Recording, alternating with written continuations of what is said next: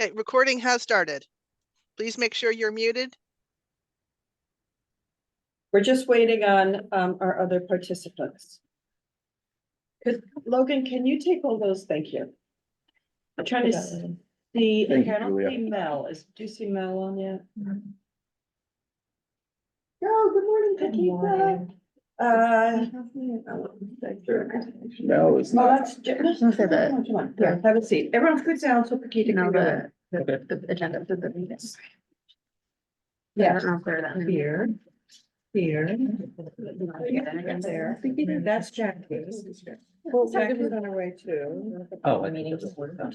Yeah. It was one of I want to.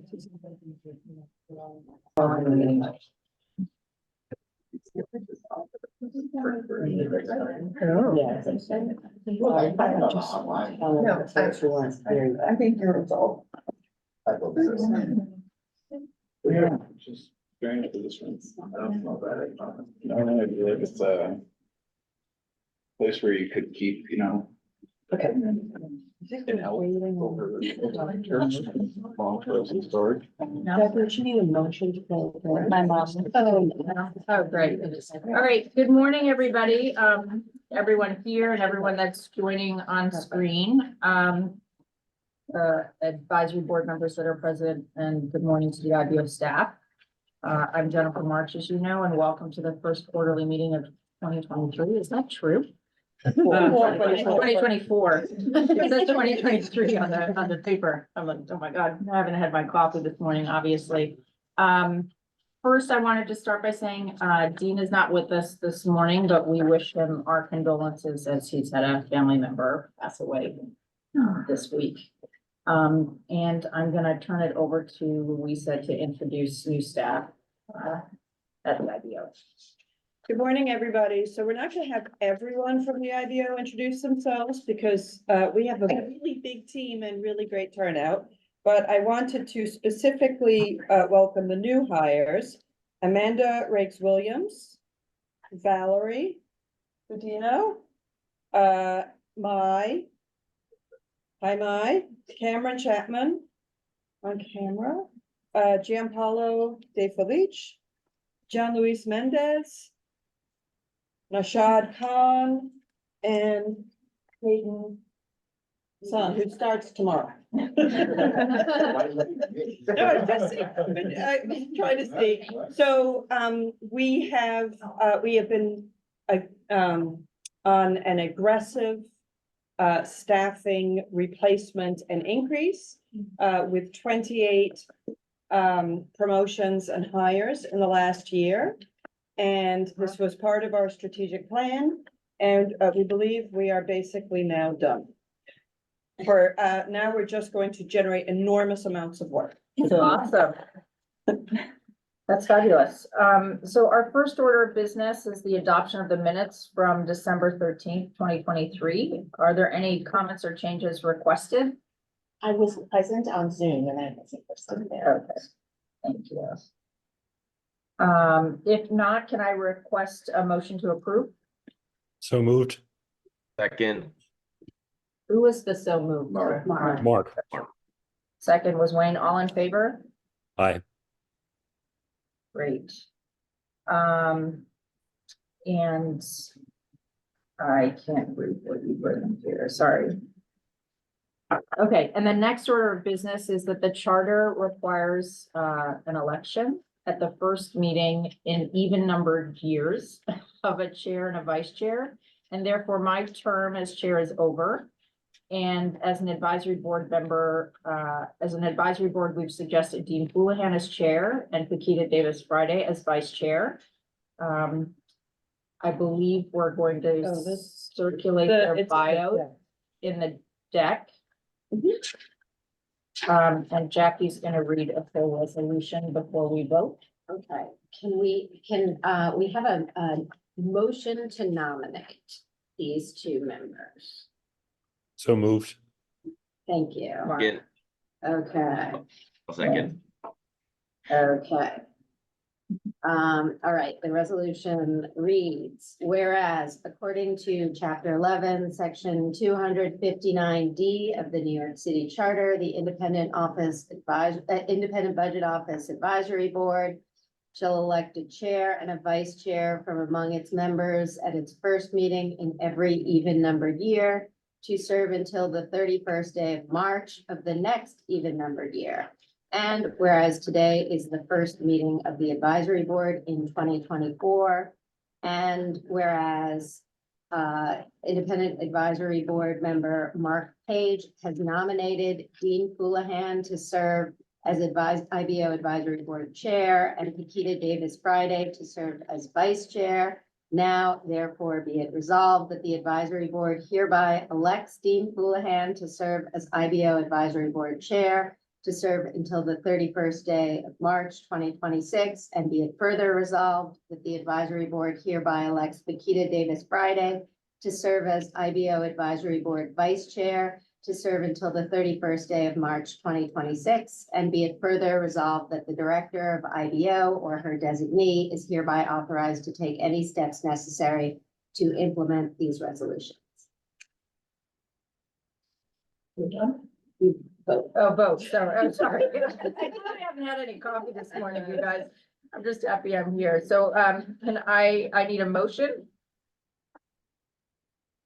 So moved. Second, I'll second. all in favor? Aye. Fabulous. All right, congratulations, Dean and Paquita. It's a good group to work with. You guys will be great. Lisa? Thank you.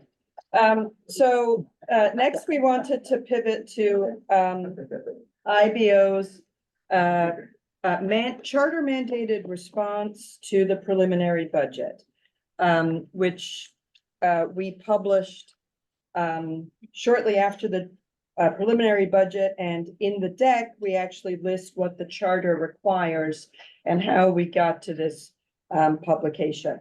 But we're going to talk about this publication in sections. So first off, Sarah is going to give an overview. Sarah Parker. Hi, good morning. As Lisa mentioned, we just completed IBO's analysis of the preliminary budget. The budget was released in January, and the charter, we did our response in advance of hearing, so we put it out in February. And for this report and for this analysis, the first thing we do is an independent economic forecast. So looking at local job growth, how employment across different sectors are, the overall GDP and mix of jobs in the city. We use that to then inform a revenue forecast. Obviously, the fiscal health of the city is very closely tied with the economic health. We also look at, on the spending side, places where we think costs presented in the budget are sort of misaligned with what our expectations of spending to be. We call this repricing, so people will be referring to this. And largely repricings are based on either historical spending patterns that we've seen, known policy changes that then we can estimate how costs are expected to shift. And out of this exercise, we have our revenue forecast, we have our repricings coming up with sort of a right sizing of spending. And when you put that all together, we are able to report on IBO's estimates of the budget gap. So this is how much revenue is coming in and how much spending is happening and how much money is either we're short or we have a surplus. And if we have a surplus to balance the budget, the city then uses that to prepay next year's expenses. So where we landed in the preliminary budget work that we just did, this year, IBO is expecting 2.8 billion additional surplus from what OMB is expecting. And this is driven by 900 million in additional revenue coming in, and also 1.9 billion in less spending. And my colleagues will walk through some of the major drivers of both the revenue and the lower spending we expect this year. And then next year, we are anticipating about $2 billion more in tax revenues than what OMB presented in the budget. This is sort of tempered by what we expect to be additional spending next year than what was presented by the administration. If you couple that with this year's surplus, sort of prepaying next year, this is expected to do about a $3.3 billion surplus. We are expecting some deficits in years after that, so 2026 through 2028 in the plan. But they are within the size of budget holes that the city has closed in the past. So we are watching it, but not wildly concerned that this is going to be a problem. And I'm going to pass it to my colleague. Any Other questions? questions on the overview?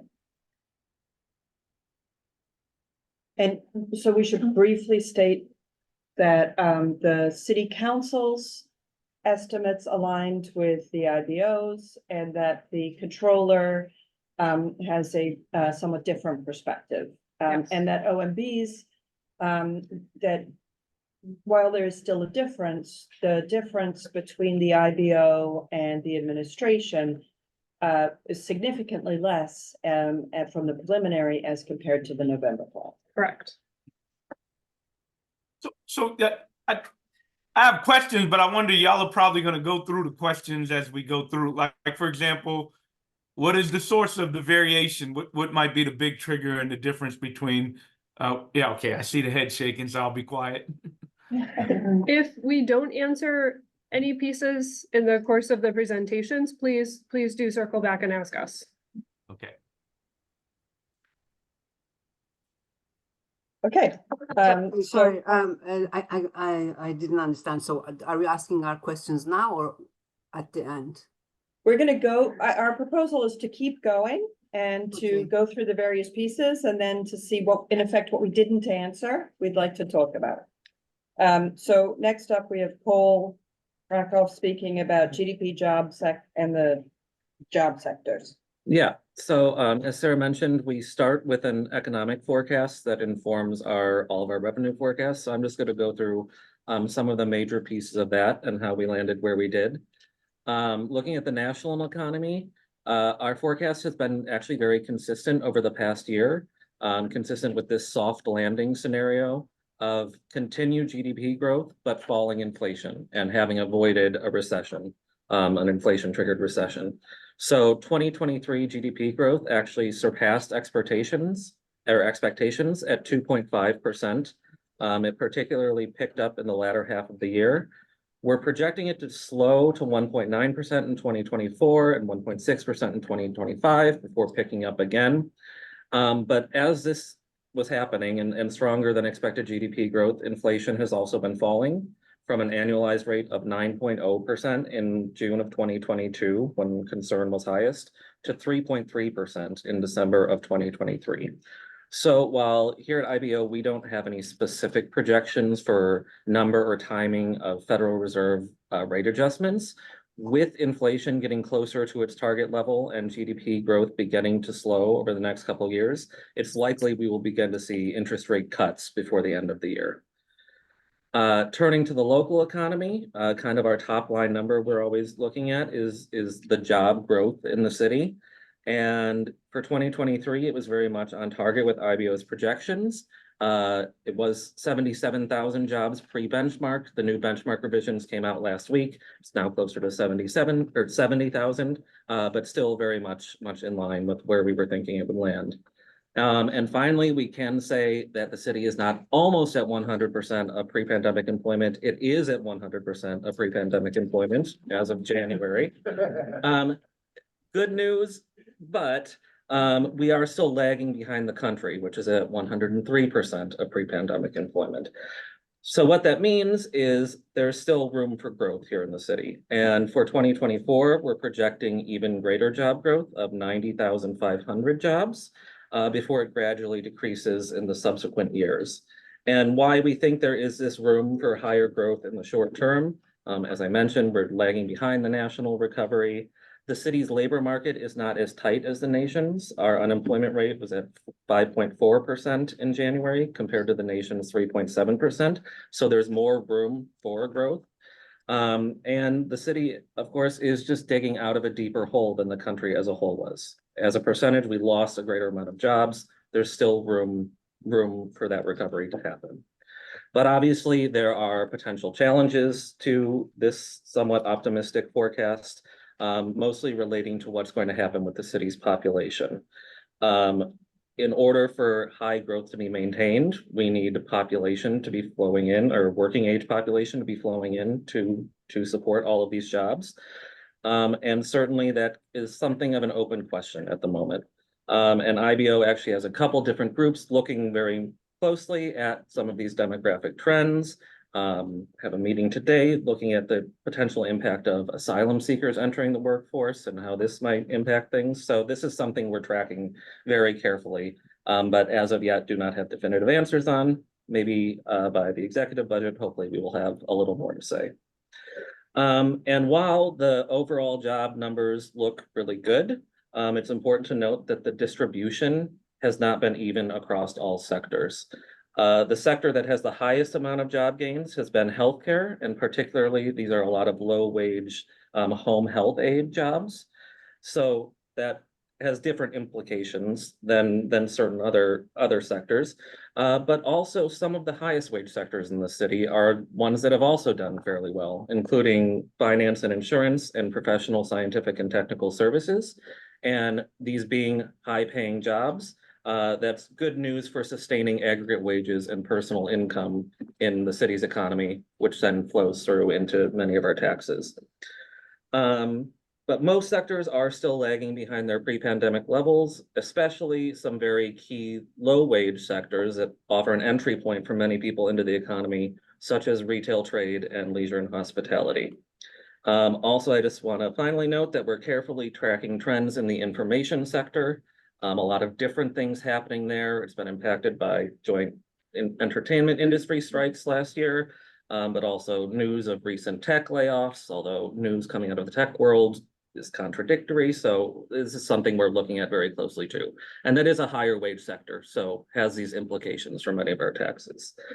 And finally, I will just point out that we're closely tracking trends in real estate markets, but I'm actually going to allow my colleague Richard to tell you more about that and how it relates to our property tax forecasts. Richard. Thanks, Cole. So regarding our property tax forecast, so our current projections are of 32.6 billion in revenue in fiscal year 24, 33.7 billion in fiscal year 25, and then rising to 37 billion in fiscal year 28.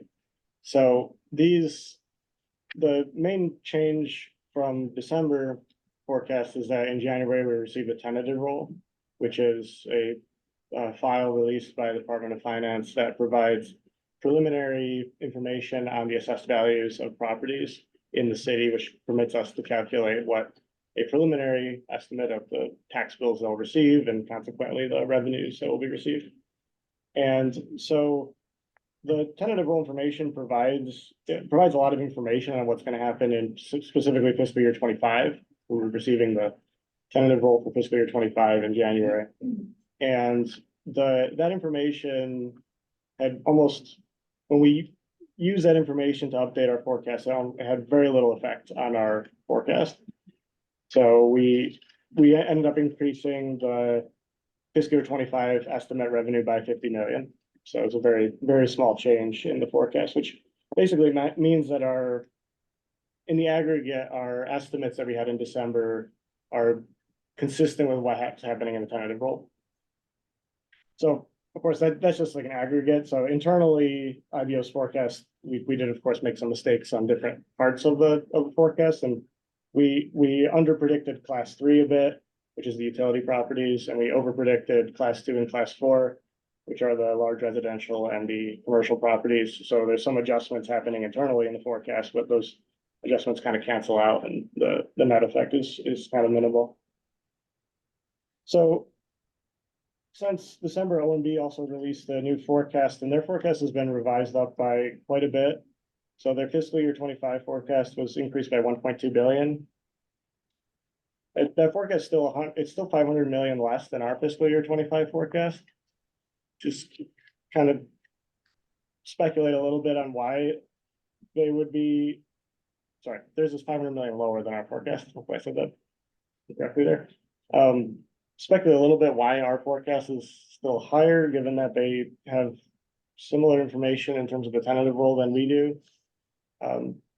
So it's possible that they think that the transition from the tentative to the final rule, so there's an appeals process that's gonna happen.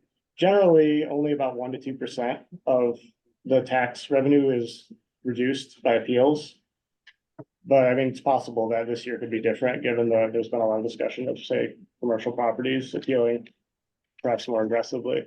I mean, it's my take that I don't think 500 million is reasonable. I think that's a bit large to expect, but that could be a reason for a difference. So there's an important sector that our forecast is not really accurate. Okay, so one important thing in our forecast is we have an out of model adjustment for Manhattan offices, because past data does not really reflect what's happening in the office sector. We assume the growth rate of 2% annually, and it turns out based on a tentative roll, the growth rate's about 2.5% since the last. So kind of not too far off with the 2% estimate that we had. But one sector that we need to think more about is the retail sector, which we don't have an out of model adjustment for right now, and retail assessed values only grew by 1.6%. So it seems to be a very significant lagging sector. One note on this is that, so the property tax bills for commercial properties are driven largely by the net operating income of buildings, not the value of the buildings. So when people say the sale value of the buildings are dropping by 40%, and you can point out examples of buildings that have sold a lot lower, that's not what's driving the current bills. What's driving the current bills is the net operating income of the buildings, which haven't fallen as fast as the value. So the value of the building is based on the future. People expect to get in the future, whereas NOIs are what they're getting now. And NOIs actually, I don't have a site for this, but people have told me that NOIs have held constant or slightly increased for commercial buildings. So it's for office buildings. So in the short term, it doesn't seem like there's going to be a huge fall on that. But we have to keep an eye on it for the longer term. Talk a little bit about real estate markets in general. So real estate market transactions have been very low this fiscal year relative to the last few fiscal years. And that's it's likely driven by interest rates in the market. And that has the low transaction volume doesn't really affect our property tax forecast directly, but it does affect our transfer tax forecasts, and those are forecasted to be a lot lower this year than they have been in previous years. Any questions?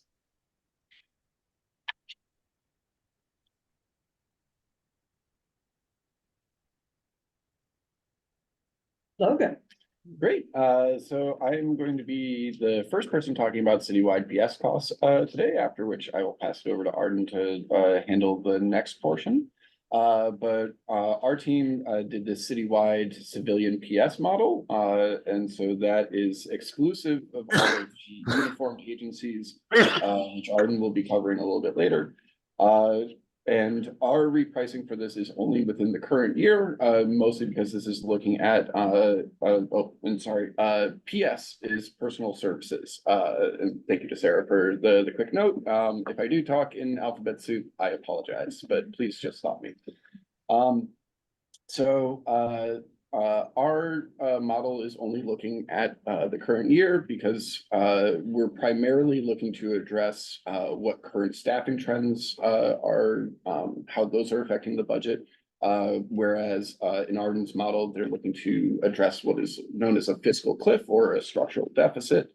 And so that's the reason why we only reprice FY24 in this year. We are assuming that there's going to be $1.6 billion in additional savings deriving from lower than anticipated staffing costs. That's split between 1.1 in straight costs, or your normal sort of overtime, salaries, and differentials, things of that nature, and then an additional 500 million in fringe costs. And so out of the 1.1 billion in straight costs, roughly 770 million of that is due to full-time salary costs. And so that's split between your full-time your full-time civilian costs, your unsalaried individuals like your daily workers, as well as your seasonals. And so we sort of looked at a couple of other interesting trends that are happening. Obviously, city headcount is a hot topic of discussion. And given the hiring freeze, we expected to see higher rates of attrition. That's not something that necessarily played out. Our thought is that there was still a lot of hiring authority left for many agencies when the hiring freeze was enacted back in October. And so we're seeing a bit of a lag in that effect, though it has picked up in recent months. So that's something that we're looking to see as we go into the exec plan to finish out the year. The other item that is going to be coming up in the exec budget is the last adjustment for or the last major adjustment for collective bargaining. And so we should be seeing that relatively soon. But with that, if there are no questions, I will go ahead and kick it over to Arden to deal with the uniformed agencies. Okay, thank you, Logan. So I'm just going to talk a little bit about how we reprice the uniformed agencies, essentially talking or addressing the fiscal cliff about overtime that comes up repeatedly, which is to say that the adopted budgets and sort of earlier year budgets do not include the level of overtime spending that these agencies generally end up spending by the end of the year. And so we're doing this to sort of, we look at the entire PS budget for the uniforms because we are doing this to account for areas of underspending that may be applied to areas of overspending, such as overtime. So for example, we see lower headcounts in a lot of these agencies. Those sort of lower spending on salaries then can be sort of applied to higher overtime spending. And we do this by using a combination of sort of historical spending data and year-to-date actuals, and make a projection to compare to the budgeted amount. So first, we identify regular recurring costs that we can then sort of annualize or project linearly, things like salaries and overtime, areas of spending where we're really sort of seeing, every 2 weeks that money coming out of the budget. And then next, we identify sort of the irregular or nonlinear costs. These are costs that occur unevenly throughout the year. A really great example is allowances for uniforms, which we find actually the majority of that spending happens in December. So we want to know if we're doing our analysis in November that we would expect more spending than we currently see in this sort of year-to-date spending. We are also assuming that spending in the out years will be the same as our current year projection, sort of without other information to assume otherwise. And so for FY24 and FY25, we're expecting across all of the uniformed agencies for it to be about $10.3 billion in PS costs. And then lastly, we do assume all additional funding will be city dollars. At this point in sort of the model, I think next steps would probably be starting to look at whether or not any of those costs could be reimbursed by federal or state dollars.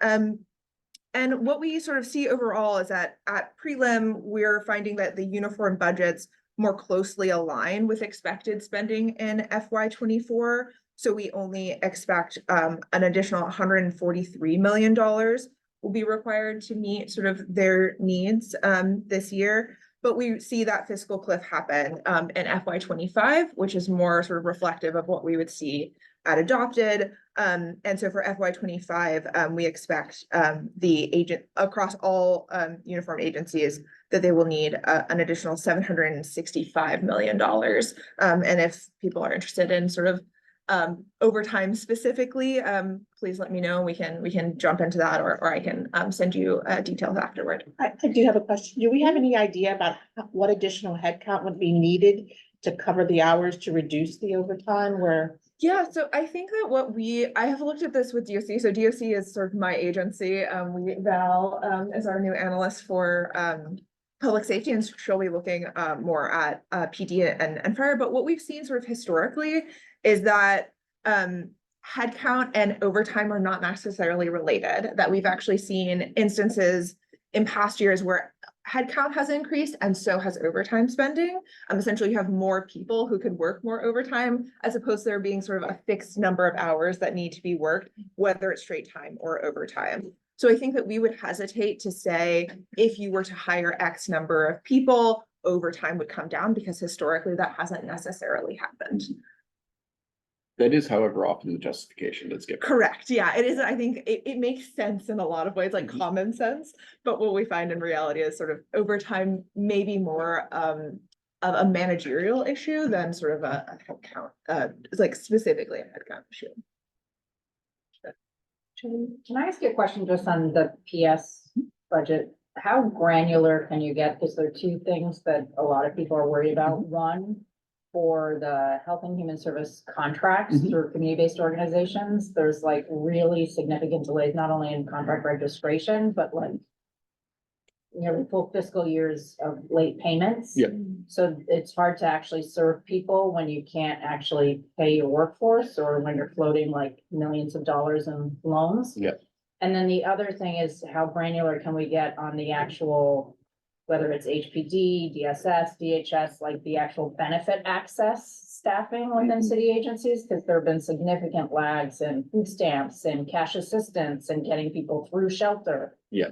And like, what's going on in both those places? Absolutely. I can go ahead and sort of speak to that.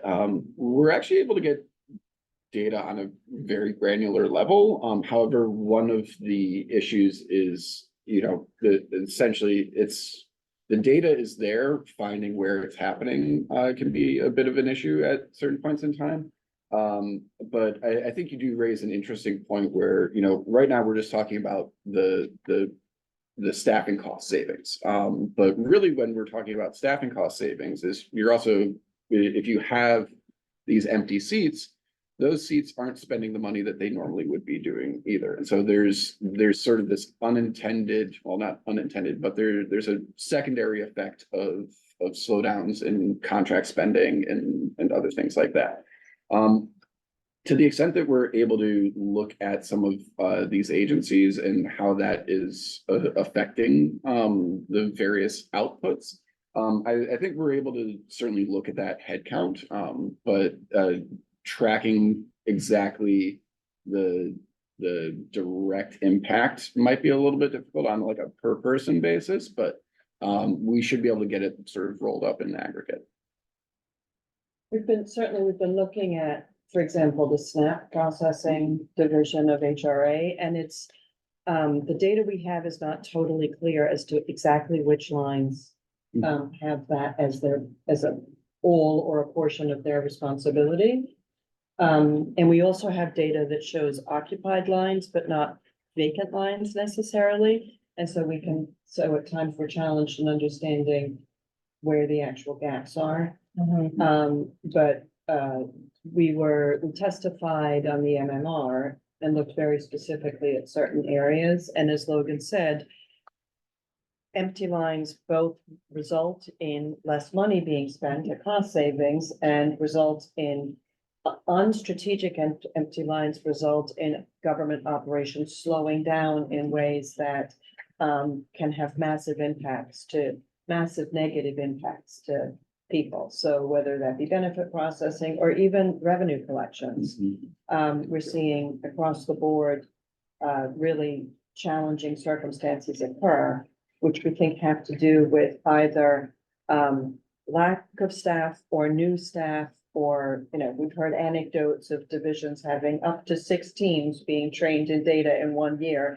because of constant turnover in staff. So they're really pretty severe impacts with the overall change from a high of 320,000 full-time active employees down to now 285,000 active full-time employees. And again, we're neutral on what the right size is. We're just seeing that the way it's occurring is causing government operations to be pretty challenged, and New Yorkers to really feel that.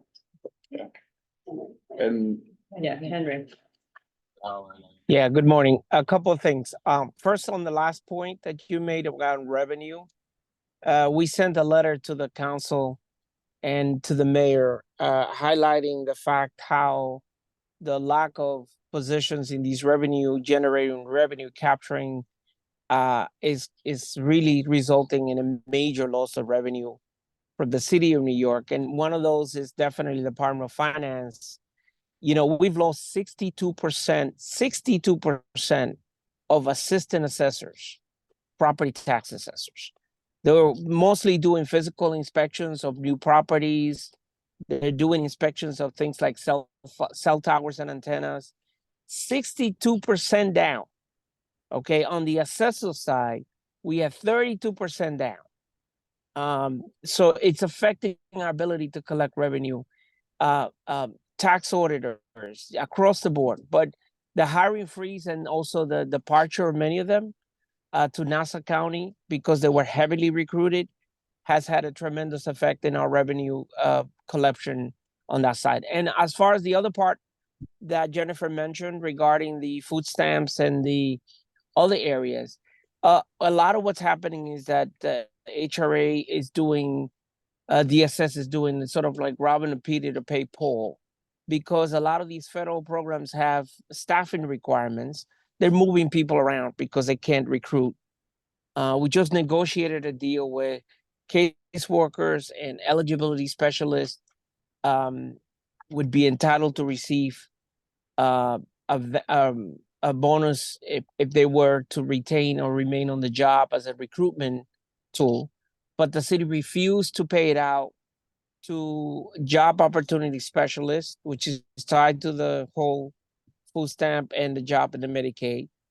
So only gave it to the case managers and to the outreach homeless coordinators. So we have double-digit vacancies in those. OMB agreed to do 200 lines for HRA and DSS. We have 1,200 vacancies in those titles. Eligibility specialist, job opportunity specialist, and case managers, 1,200 vacancies. So to try to do more, to sign up more people for food stamps are eligible, the backlog has been better, but it's still pretty significant in the hundreds of thousands of people who still need to be recertified under the law. And their approach is we're going to recertify people electronically by computer modeling. And that we think it's a legal challenge. If it were ever to be challenged on the federal rules, you have to have a person recertify you in person. And you cannot use technology. It's the same thing they're doing with finance, where they're using modelers to try to assess a model computer systems. Yes, folks, AI, to try to assess property tax value without a physical inspection is not the way to go. So staffing is directly affecting both revenue and operation in the city of New York. Henry's point, because I think he actually raises a really interesting item here, is that while OMB traditionally holds revenue generating positions free from a hiring freeze, that doesn't necessarily mean that there aren't other pressures that are causing attrition in those. And so, you know, the idea that they're being recruited elsewhere, I can't really speak to that, but it is, again, you know, a very tight labor market. Wages are high right now and growing. And so the city is not necessarily the easiest place to gain employment in terms of a hiring process. So there are those pressures elsewhere that still may be driving things. I think next up, Carter cases, Julia. Great. And Tara, I think you're putting up the slide on Carter cases. Thank you. It'll take a moment. Thank you. So Carter cases, I'm going to talk about an area in the education budget that we reprice or do re-estimates. So Carter cases are cases where families are seeking payment for private school tuition when they've demonstrated that the public school system can't serve their students' special education needs. And it's a budget area within the DOE that has grown substantially over the last years. And so we include a repricing to account for what the city has historically spent on Carter cases. In the preliminary budget, we actually saw the administration shift funds from other budget codes towards the Carter case budget. And so the dedicated funds for 2024 now surpass what IBO normally estimates is needed. But we still, looking at historical spending trends, we still estimate additional funds will be needed for 25, 26, and 27. So that's that kind of like teal block in 25, 26, and 27. Funds were moved from other budget areas, including from fringe benefits, special education, classroom instruction, contract schools, and blind and deaf schools, which is the term that OMB uses in their budget codes. And so when we looked at historical spending for each of those budget areas, we actually saw that the remaining program budgets, even after those reallocations, still reflect either similar or higher spending trends. So we don't see that those budget areas listed here, that they are now necessarily under budgeted if we look at historical spending for them. But we're still really interested in exploring more about Carter cases. It's a lot of a black box in many ways. So we've requested data from the DOE's General Counsel, specifically looking at the counts of families who are filing for Carter cases and also the settlements that are provided through the process. So that's something we're really interested in.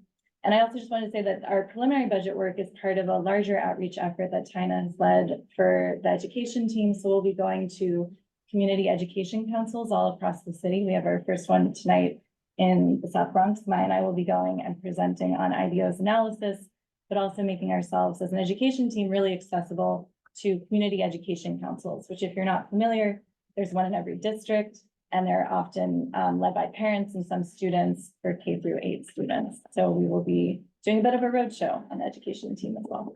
And they're in schools, which is really fun. So we're gonna be going to schools all around the city. That's great. Yeah. Any questions about Carter cases, I'd be happy to answer.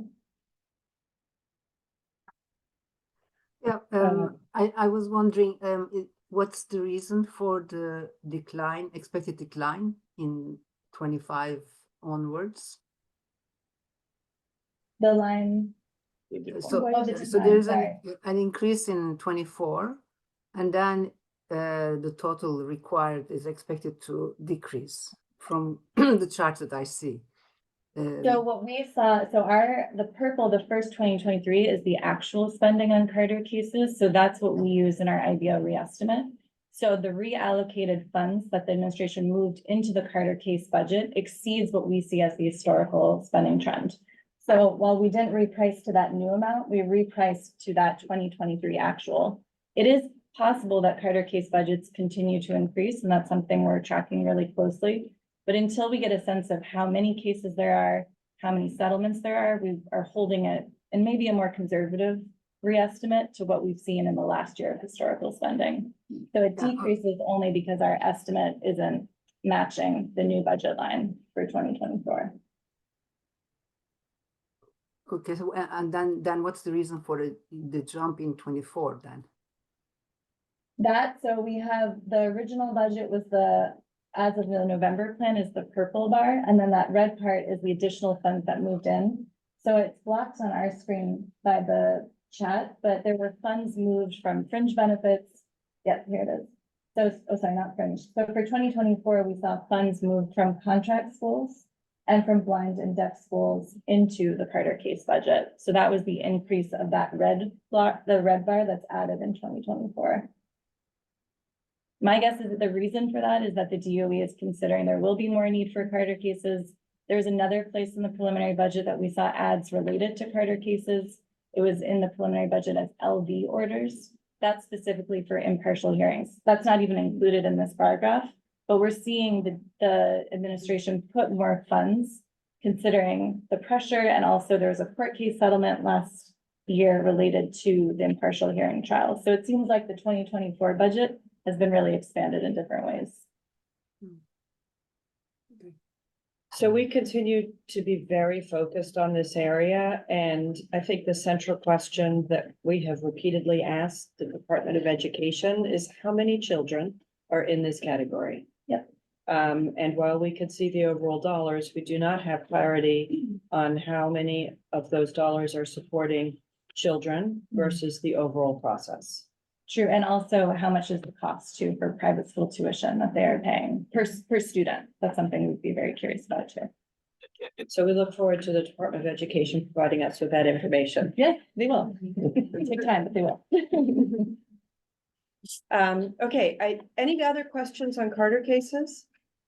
Yeah, Yeah, so I don't know. I don't have the depth of knowledge of the specific cases. Obviously, one could see a cause where if indeed the city can't provide adequate education to a child and there's another entity by which can that it's right to fund that. But on the other hand, one could use this as a mechanism of gaming the system so that otherwise eligible public school students are able to attain subsidized resources to go to private school.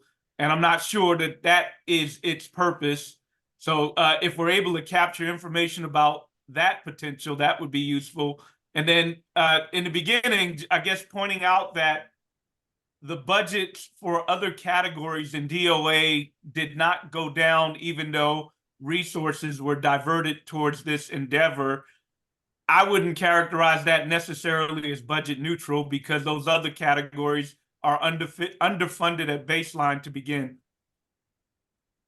Yes, and I think that's a great point. The special education classroom instruction decrease is one that we know is a concern to many people, and I think it does seem like the resources are moving from providing those services or expanding those services. Those funds could have been used to expand special education services as well within DOE schools. And we're seeing funds move from the DOE schools into this external private school system. So I think that's an excellent point about where we're seeing it. And we've heard anecdotally some of what you were sharing about who is using the system, who is able to wait, because a lot of times you have to put your student in private school, pay tuition, and then seek reimbursement from the DOE. So who can have the resources to provide private school tuition before getting that reimbursement? We know that there's some advocacy groups that provide that tuition and they support families, but also that's not true, I would imagine, for every case. So it is definitely a question of who's using this pathway to services and how is the DOE planning on a system level to provide services in DOE schools versus outsourcing them to others. Yeah, no, thanks for raising that at the end about demographics, because not in terms of gaming the system, but in terms of what are the demographics, ethnic, racial demographics of who is participating through the Carter cases. Just because we know that Black and Brown students are overrepresented in special education classes, and there's obviously questions about whether they should even be in special ed. But if they are, then are these the families that are getting opportunities through the Carter cases to go to private schools? So hopefully DOE does provide not just the budget information, but the demographic data for us. Yes, and we are very focused on understanding what is happening in this area for many of the reasons that you all have just identified. Okay, next up, we have Sarita presenting on tags on the program to eliminate the gap. And Tara, that's page 14 on the deck. Perfect. Sarita? Yes, yeah, thank you. So in our response to the preliminary budget, we detailed sort of what we call the roller coaster of PEGs, and both the reductions to the city budget through the PEG program since including both November and the preliminary budget, but also increases to the budget through restorations of some of those PEGs, so cuts that were instituted in November but restored in the preliminary budget, as well as either new needs or other adjustments to the budget that add funds. And so starting with the adopted budget and comparing with the preliminary budget, notwithstanding the two rounds of PEGs, the city budget has increased 7% for 2024 by about $7 billion. And so this table sort of walks through both the reductions through the two rounds of PEGs, as well as the increases. There is a net reduction for 2025 of about $1 billion, and then smaller out-year adjustments. We did also publish a companion report that is linked below, and we can put the link to it in the chat, that goes into more detail about these different categories of PEGs. So as I mentioned, there were some either partial or full restorations of PEGs. So that would include a partial restoration of the police academy. So one of the two classes was restored in the preliminary budget. And then there was a full restoration of some programs, such as the Parks Opportunity Program, that provides 6-month work for low-income New Yorkers, and also workforce development. But even though there were some restorations, there were other areas that received cuts in both plans. And we noted a few of those key areas where they tended to be in areas where the city contracts with nonprofit providers for those human services. So in particular, the Department of Education Early Childhood Programs received PEGs in both plans. There were cuts also to programs for justice-involved individuals, including reentry services and mentorship programs. And then also reductions to older adult centers in both plans. And those are all areas that we're tracking very closely to get a better understanding of what the impacts of those cuts will be for those programs. Another area that we highlighted in particular were cuts to the Department of Cultural Affairs through both subsidies and grants that they provide for cultural institutions. And we were able to obtain sort of organization level data to see that the grants that were distributed to organizations this year, that for those that received those grants last year, 80% received fewer dollars in their grants for this year through the Cultural Development Fund. And so we also provide additional data for that subset of grants linked in our report. And then there were also areas notably that received a cut in November, but not a restoration in the January plan. And so libraries are sort of the benchmark example of that. And that has had real impacts on services for New Yorkers. As many people have heard, Sunday services were closed or were eliminated. So that continues to be an area that we watch really closely. And, like I mentioned, we are going to be trying to get a better understanding of what this means in terms of service delivery. So the other thing I'll note is that people have heard that the announcement by the administration not to have the third round of PEGs at the executive budget. So, we're going to be watching closely, looking forward at whether that might also mean additional restorations at that time.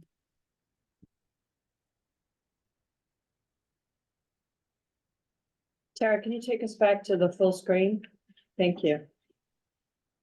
So any questions on our PEG analysis?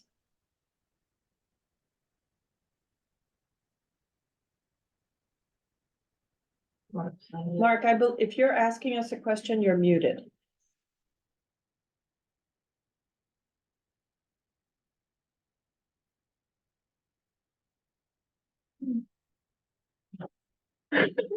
Tara, can you unmute Mark? Or maybe Mark's abandoned his question. There you go. Mark, you're good. I guess it's sort of a general concern that we're very focused on the ups and downs of the numbers, which is appropriate.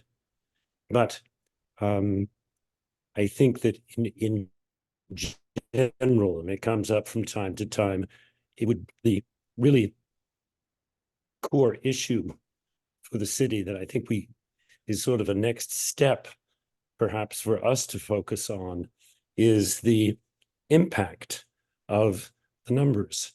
The the vacancy numbers, what that actually does in terms of the services that are provided to people.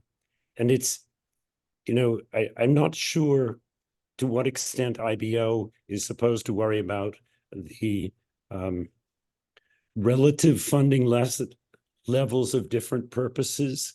Are we supposed to be determining the appropriate mix of funding for New York City? Or are we supposed to be pointing out that whatever the mix, what is actually produced? What is the actual impact of what's happening with these numbers? I think that is painfully scarce in the sort of public picture. When you talk about vacancies, it's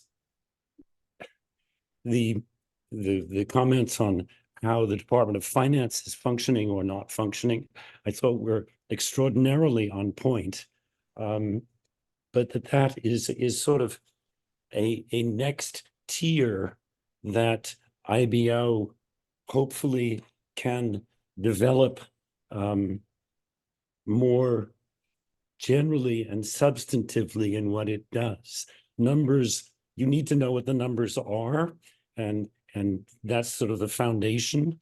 But the reason you need to know is really what's actually happening here. What are we doing? I mean, what's the impact on New Yorkers? What's the impact on the function of delivering service?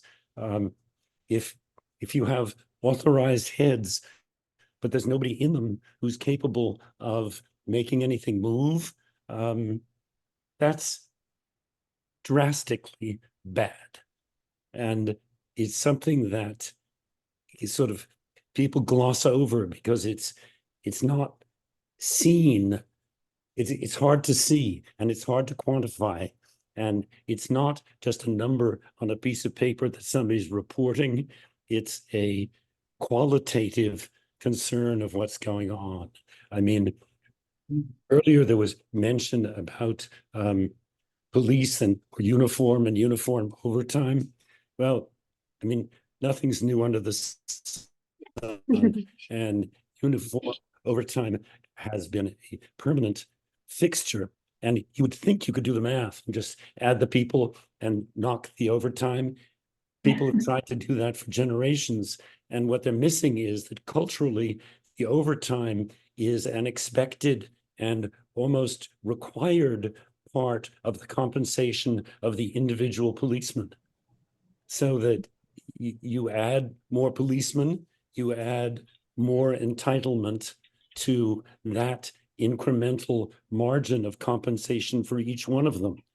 It's that syndrome is not new.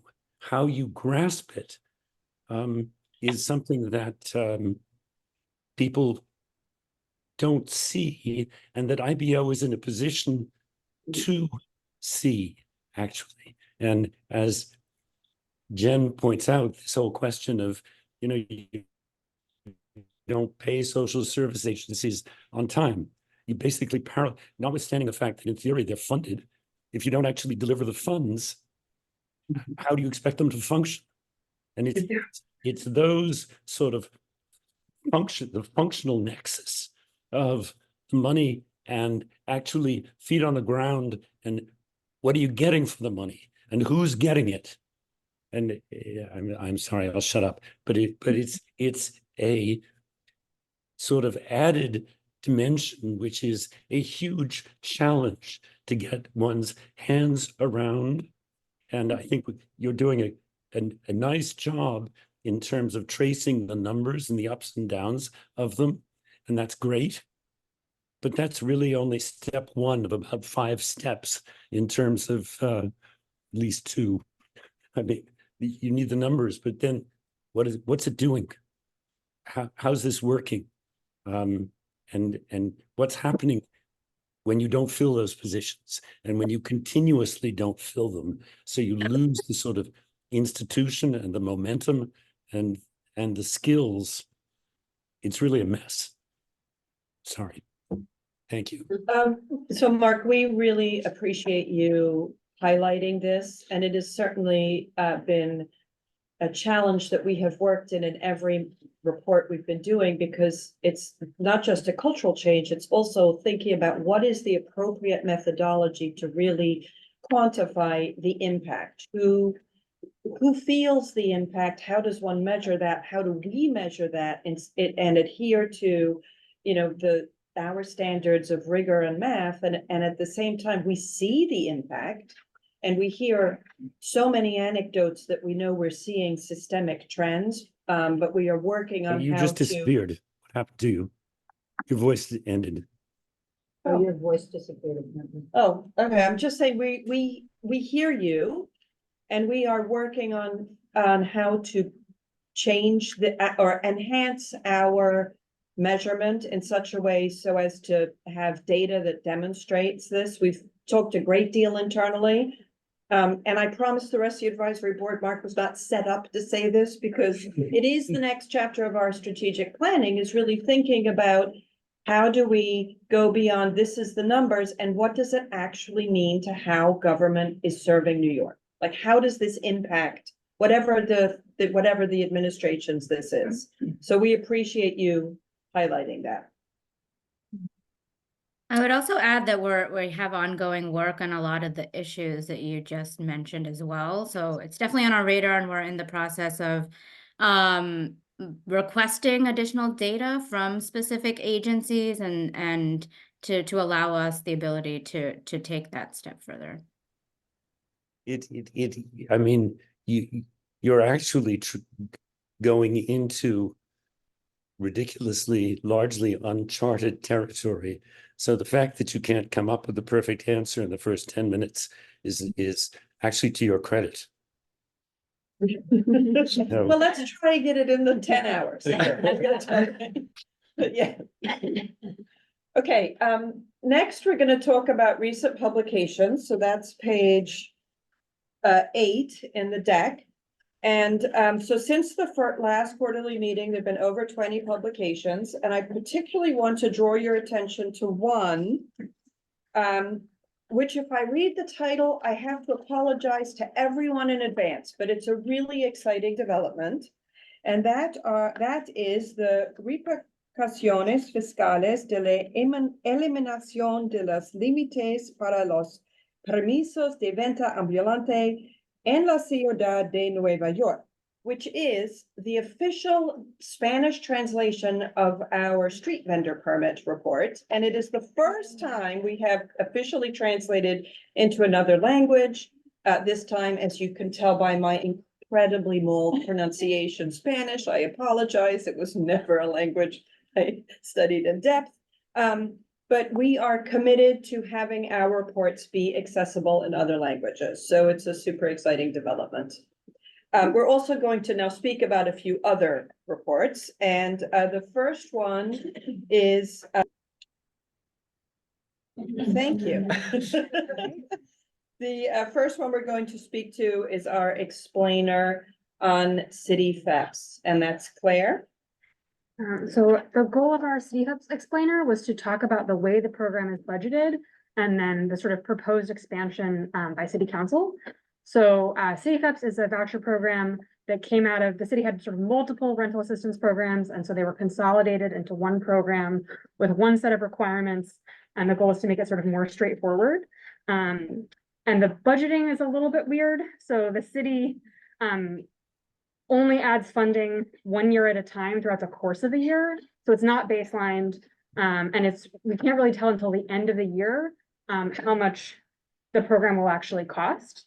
There is uncertainty because, people get there's sort of new leases throughout the year. It's a lease that lasts for 5 years. But the city does know how much it spent last year, and it knows how much it's spending on leases now. So they could baseline it based on like past spending or current spending, and they don't do that. So the first part of our explainer was just sort of walking through that sort of unusual budgeting practice and how that challenges assessments about the cost of the program. And then the second half of the explainer was really focused on sort of proposed changes to the program. So City Council Now, last year passed a sort of a package of legislation to change the program, and the way that the program works is it's primarily used by people in shelter to rent a new apartment. And then there's a smaller group of people that are allowed to use the voucher if they're not in shelter, if they have a previous shelter history or some other exceptions, but it's primarily people in shelter. And so City Council proposed a number of changes, but the biggest ones were changing the income limit and then changing the sort of category of people outside of shelter who could use the program. So instead of having this past shelter history and be facing eviction, it was just if you received a rent demand letter. And so because there's sort of multiple changes happening at the same time, there were lots of very different assessments about what this package of legislation would cost. So the range between the Office of the State Controller, City Council, and OMB was between 3 and 36 billion over 5 years. So the goal of this explainer was to really identify like what was driving those differences and why the estimates were so varied. And so what we found was that the estimates were focused on different things. So the Office of the State Controller really focused on the income change, and City Council and OMB really focused on this definition of risk of eviction change. And then the other really big difference was whether or not the estimates considered basically how they looked at informal eviction. So informal eviction is if you leave before a warrant is executed by a marshal, and we don't have great data on how many people enter the shelter system from informal eviction. And so one of the really big difference in the estimate between OMB and the City Council is that OMB assumes that almost no one who is informally evicted enters shelter. So this is adding a whole new population. And also they assume that everyone in housing court will use this. There'll be sort of no attrition, like it'll have a really high take-up rate. And City Council assumes that people who enter shelter do come through informal eviction, and so there's a lot more savings for the program. So we did not ourselves estimate it. We really just tried to identify what were the reasons for this really big range in the estimates that have been done. And since then, legal aid and now the City Council are suing the city about this lack of implementation process. Because the mayor's office has said that DSS has said they could only, because it was too expensive, they could only implement some of the changes and not most of them. So that's it. Any questions on city PEPs?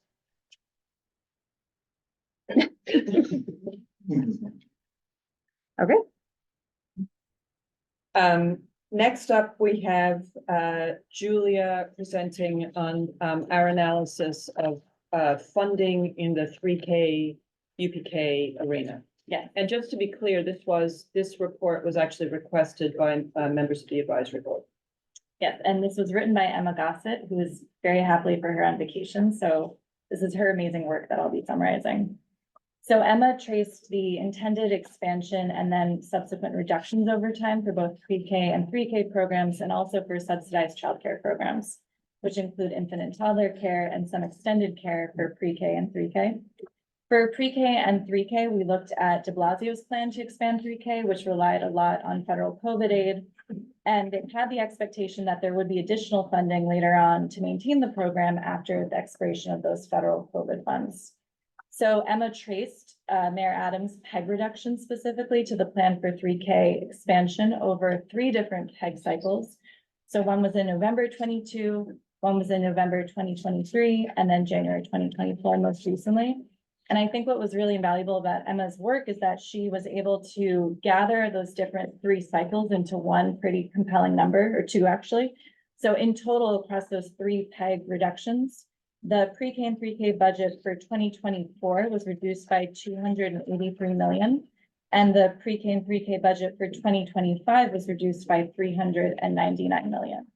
And that's a particularly striking number because the total budget for 2025, that 399 million reduction, is actually more than the initially planned for COVID aid that year of 376 million. So we see the administration doing a PEG reduction even beyond what was going to be federal COVID aid, which has been since taken down. She also looked at the funding splits for pre-K and 3K by city, state, and federal sources. So I think a compelling finding of hers was that in 2023, 1/3 of the funding for pre-K and 3K was drawing from time-limited COVID federal aid. So that is aid that will not continue and needs to either be replaced with city funds or else reduced. And for subsidized childcare, she also looked at the PEG reductions that happened to that budget. Those were 2 rounds in November of 2023 and then most recently January 2024. So there was 38 million reduced from the subsidized childcare budget in November 23 and 50 million in January 2024 across different out years.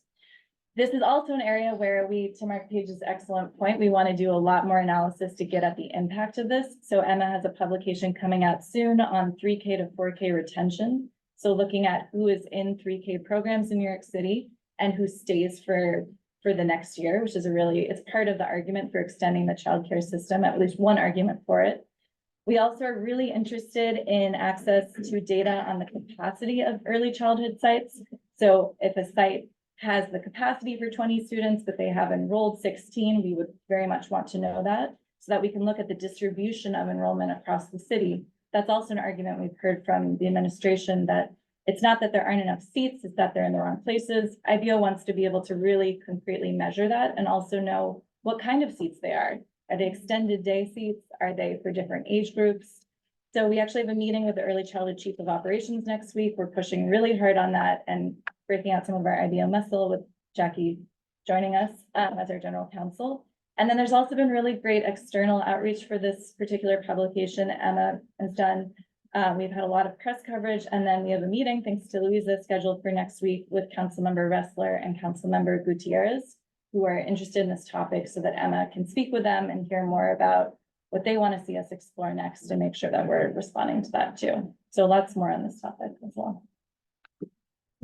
I have one quick, I wonder too, if, and I don't know, not to put Wayne on the spot, but when the contracts were registered for family childcare in 2020 and centers in 2021, there were kind of constrained by what age cohort you were going to serve, how many you were going to serve. There wasn't a lot of built-in flexibility about shifts in population or demands that may occur at the community level. So when you get capacity versus enrollment, if they could give you granular information on the age they're serving, you could end up looking also at like population related data in the communities that those seats are in. I mean, I know we're trying to do that too, but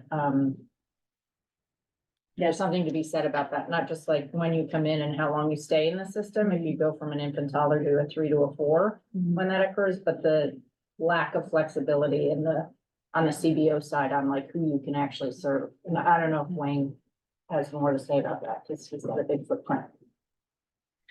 Yeah, no, I mean, you're correct. We at CPC, we have family child care network contracts for Brooklyn, Queens, and Manhattan. We also run our own 6 early childhood centers contracted by DOE.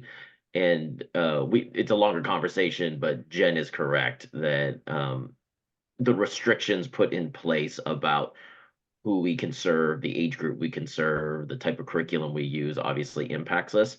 How the funding works impacts us.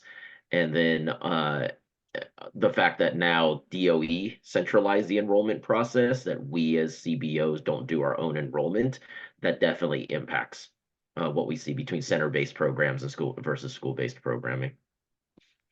Yeah, we have, so our request list includes contract information, how students enrolled, if they use that centralized or if they used another method. And I think we will know after next week which of this information we'll actually be able to get, but our hope is to have a breakdown really specifically of capacity by age, by seat type, by how they got into the center itself. So that's really helpful. Maybe we could follow up once we know what data we have on that analysis, especially. Great. Okay, we have in the next few months, we will be doing another response to the executive budget, so our 3rd mandated report, and also about 25 other reports. So I want to thank everyone in advance. And we have a couple coming up of note. This is just ones that we think people may be excited about. We are going to be doing an analysis of the SHSAT and the specific experience of special education accommodations within the SHSAT. This is based on an external request, and we have some data that we think will cause people to pay even more attention to the specialized high school entry system. We also have a report coming up on the 421 process, considering it either as an exemption or an abatement program. And that one actually I think is going to be published in the next couple of days. So that's just a highlight. But we have we're here to answer questions, so please keep them coming. We have the remaining meetings of the quarter of the year laid out each quarter. And are there any other questions? All right, Derek. Oh, Derek. So comments first, thank you. This is great. The city is better off because of us, without a doubt. So if anything I say is trying to basically trying to lift us up and get us even better, but this is great. So I'd be curious on why some of the variance between the administrative's estimates and your estimates. It'd be good if we could structurally get at that. That might be vital for projecting. What is it that they assume versus us in a technical way that we can hone in. Second thing I'll say is lifting up Mark. I agree that us being able to talk about impact is vital, but I'll even go a step further and say, before we even get into impact and even analysis, conception. Can we come up with what is a purpose of city direction of economic resources, which is the main tool is the budget. So what is our belief of what is the fiduciary of the city? I have a framework, others may have a framework, but if an overall arching goal is investment in people in place, not just for security, but for economic purpose, that promotes economic activity that enables us all. If that framing is set out to begin with, even when we measure impact, we have a guide by which to judge something in a relative sense. And then, it speaks to even analysis of things. The police department is made up of people who need to thrive in their lives, but there's been a lot of political discourse on if public safety or private safety or safety in general is a goal, are we spending resources in the best way to do so? So thinking about that massive budget, which takes up a big portion relative to others, I think becomes useful for us as well. And we talked a little bit about it with the Carter programs. Just in general, thinking about budgets in a relative sense, that not in an absolute sense, but money going this way necessitates, with the fiscal constraints that the city faces, money not going a different way. And then the last thing is we can think about political context when we do these analyses, because they're never separable.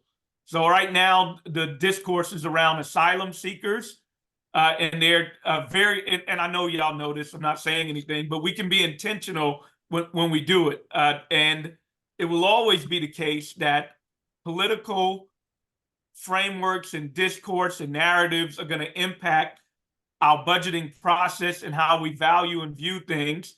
But then the other element is the demography, if it's Black, Latinx people, if it's, a different demography in the city, that's going to matter also. So we should always keep those lenses in mind.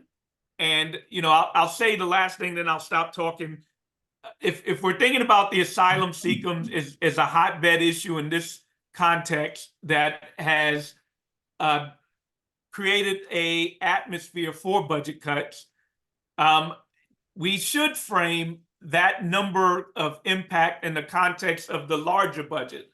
Like how much of the total budget is responsible for in a surge in costs associated with this shock to the city. And then also maybe in our budget analyses, we think about the politics, not just internally, but federally. Should the Biden administration be providing greater resources to the city for this shot? That I don't think is beyond our purview, and maybe we should even be thinking about stuff like that. So Derek, thank you. There was a long list, but I'm going to start from the part you said at the end about asylum seekers. When I testified in front of the city council with Sarita and Sarah, we pointed out that this year's budget is somewhere between 109 and 116 billion, depending on how much is actually spent. And that the asylum seeker cost is anticipated, so not yet spent, but anticipated to be somewhere between 4 and 6 billion, depending on whose model one is using. And that we also want to highlight the controller's testimony that there is very little understanding of how much money is actually flowing from that because of how the administration has set up this money. So the first highlight was 109 billion and 6 billion. That is a management challenge, we would state, but not a size that is that will cause some of what our mayor has said might happen because of the asylum seekers. The other part is that of that anticipated cost, a portion is to be reimbursed by the state and a portion is to be reimbursed by FEMA. And there's been a good amount of public attention that key to reimbursement is submitting one's forms in a correct format on a timely basis. And we've actually asked the administration to give us information on this because we're hearing that the reimbursement process, the request for reimbursement process is not moving as easily as one would expect given the billions at stake. So we hear you and the asylum seekers, and we look forward to working with the advisory board to work much more thinking about do we have a framework as a nonpartisan organization? How do we quantify that? We've worked on mission and vision and values, but it's a very neutral, data-driven set of values. And so we hope to engage with all of you this summer to really think much more about framework and opinions and how to move that forward, and also how to incorporate other types of calculations into our work beyond dollars spent. So also aligning with what Mark said, thinking about impact on humans, impact on our environment.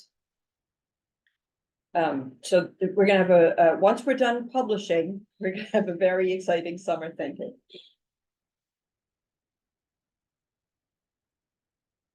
Great. So we're gonna wrap up and end the meeting. Thanks to the team. You guys have been really prolific. So congratulations. Thanks to the advisory board. Welcome to Dean and Pepita. And we look forward to seeing you in June of 2024. Thanks, everybody. We're adjourned. Thank you.